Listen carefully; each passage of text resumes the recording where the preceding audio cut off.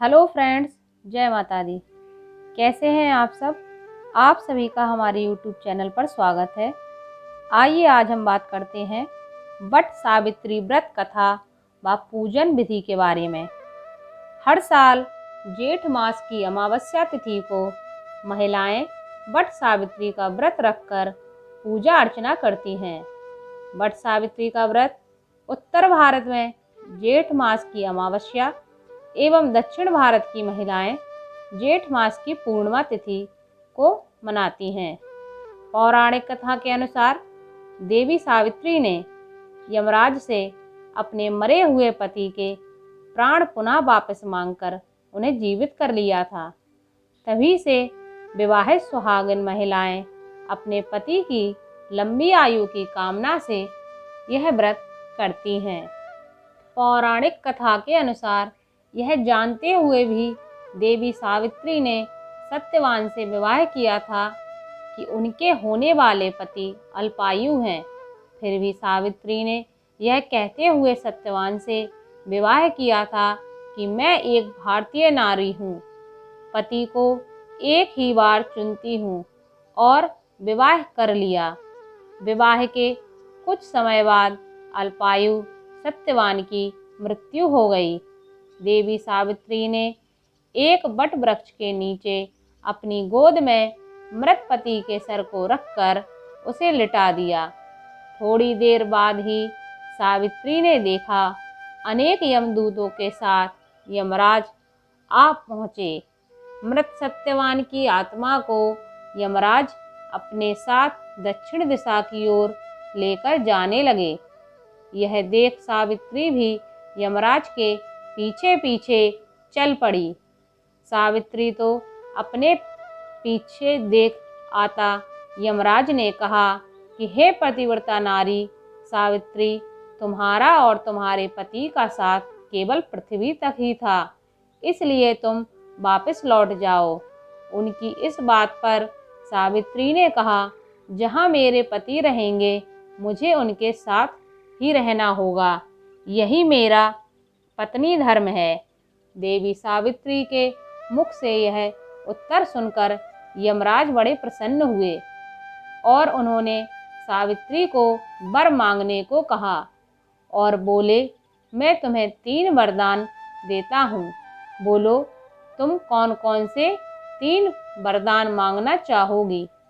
इतना सुनते ही देवी सावित्री ने पहले वर में अपने अंधे सास ससुर के लिए नेत्र ज्योति मांगी, दूसरे वर में ससुर का खोया हुआ राज्य वापस मांगा और तीसरे वरदान में अपने पति सत्यवान के 100 पुत्रों की मां बनने का वरदान मांगा।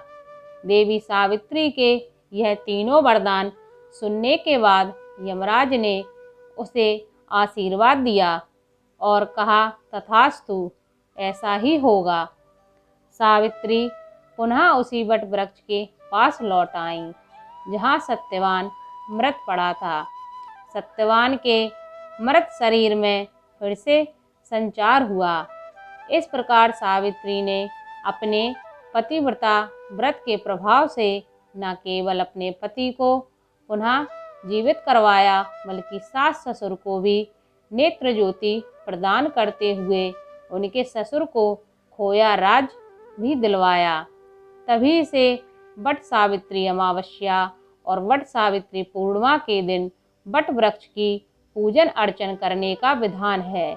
इस दिन व्रत करने से सौभाग्यवती महिलाओं की मनोकामना पूर्ण होती है और उनका सौभाग्य अखंड रहता है। इस दिन सुहागिन महिलाएं उपवास रखकर विधिवत पूजन करके अपने पति की लंबी आयु की कामना यमराज से करती हैं। इस दिन सुबह जल्दी उठकर स्नान आदि से निर्वृत हो जाएं, घर के मंदिर में दीप प्रज्वलित करें। इस पावन दिन वट वृक्ष की पूजा का विशेष महत्व होता है। वट वृक्ष के नीचे सावित्री और सत्यवान की मूर्ति को रखें। इसके बाद मूर्ति और वृक्ष पर जल अर्पित करें। इसके बाद सभी पूजन सामग्री अर्पित करें। लाल कलावा को वृक्ष में 7 बार परिक्रमा करते हुए बांध दें। इस दिन व्रत की कथा भी सुनें। इस दिन भगवान का अधिक से अधिक ध्यान करें। इस दिन व्रत करने से अखंड सौभाग्य की प्राप्ति होती है।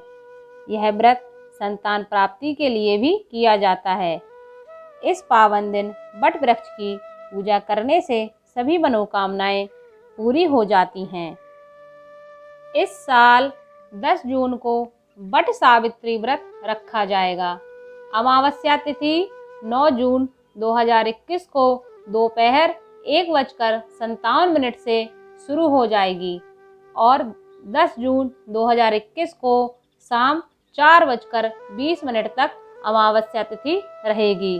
व्रत का पारण 11 जून को हो। तो ये थी वट सावित्री व्रत कथा, पूजन विधि व मुहूर्त की जानकारी। अगर आपको इन्फॉर्मेशन थोड़ी सी भी अच्छी लगी हो तो प्लीज़ हमारे चैनल को लाइक, सब्सक्राइब एंड वीडियो को शेयर ज़रूर कीजिए। बेल आइकन को दबाइए। खुश रहिए, मुस्कुराते रहिए। थैंक यू, धन्यवाद। जय माता दी।